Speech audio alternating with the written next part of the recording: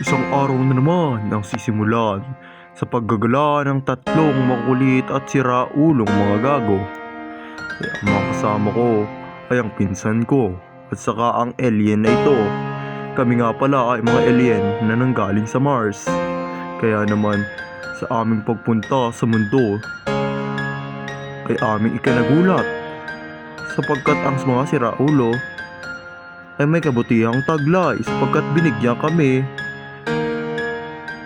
ng isda. Kaya naman labis ang tuwa ng aking ina sapagkat kami ay may uulamin na sa aming planeta. Hi guys, libre lang. Nakalibre kami guys. Anong isda to? Tulinga.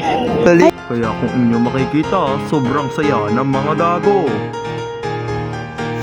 This is Barbie from Baler. Wow.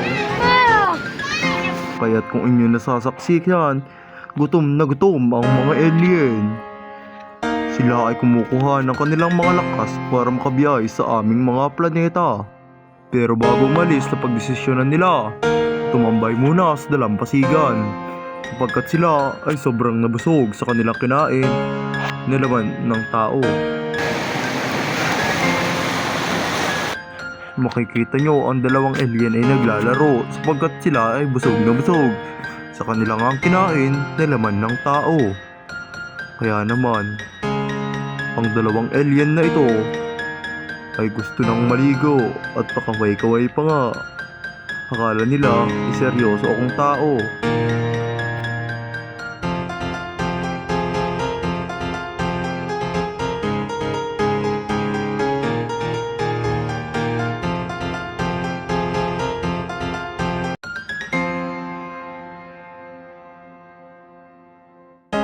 At ang tatlong alien ay nagpakita ng muka na labis kong ikinagulat.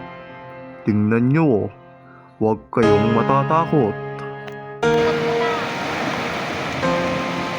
Hintayin natin matapos. Tapos na yan, no?